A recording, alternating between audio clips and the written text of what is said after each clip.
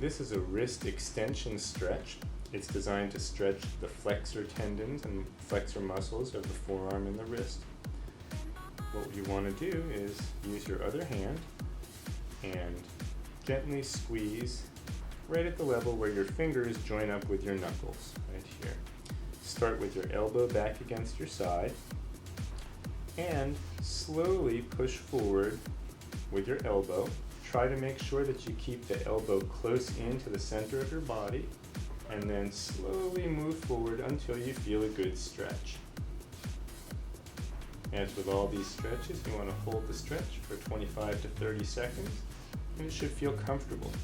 Some mistakes you want to avoid include the following.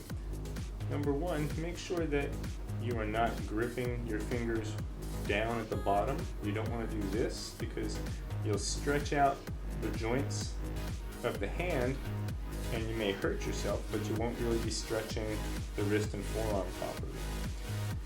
You also don't want to come too high up and push down on the hand, otherwise you don't have as much of a lever arm and you don't really get much of a stretch at all. Make sure that you do not come forward too fast or lock out like so. You can see the shock and the force at the elbow. We want to avoid that. This is a wrist flexion stretch. We're going to be flexing the wrist and stretching the extensor tendons and muscles along the back part of the wrist and the forearm. Gently grasp your hand where the knuckles join with the fingers on the back of the hand, and then push in so that you flex the wrist down. You then gently start coming forward with the elbow, keeping the elbow close to the center line of the body, like so.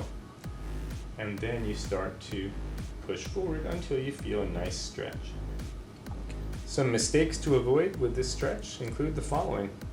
You don't want to come out too far or too fast, so you don't want to do like so. You see it puts a lot of shock force on the elbow and you can really injure those muscles and tendons as well.